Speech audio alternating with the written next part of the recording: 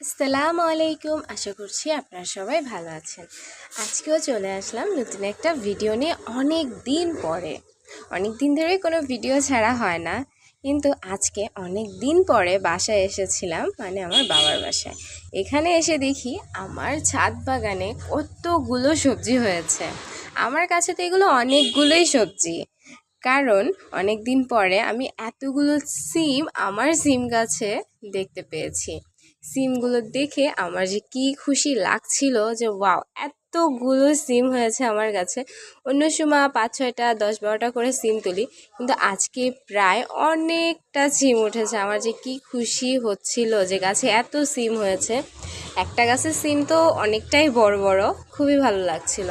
আর এদিকে বেগুন গাছে তাকিয়ে দেখি বেগুনেওগুলো খুব বড় হয়ে গেছে। আজকে দুপুরবেলা কি যে রান্না করবো মনে হচ্ছে, আজকে এখনই এই মুহূর্তেই বেগুন ভাজি করে ফেলি চটপট করে। বেগুন ভাজি আসলেও খুব ভালো লাগে। আপনাদের কার কার বেগুন ভাজি ভালো লাগে? আর এদিকে গাছে দেখি অনেকগুলো করে টমেটোও ধরেছে। ভাবলাম কয়েকটা টমেটোও ছিঁড়ে নিই। টমেটোও বেশ কয়েকটা হয়েছে, আগেও খেয়েছি, কিন্তু এবার এসেও যে কটা একটু পাকার মতন হয়েছে সেগুলো ছিঁড়ে আজকে একটু রান্না করব। দেখা যাক আজকে কি রান্না করি, রান্না করার পরে আপনাদের সাথে শেয়ার করব। আশা করছি আপনাদের সবার আমার এই ভিডিওটি ভালো লাগবে। আমার খুবই ভালো লাগতেছে, আমার কাছে এতগুলো সবজি ধরেছে ছাদ বাগানে।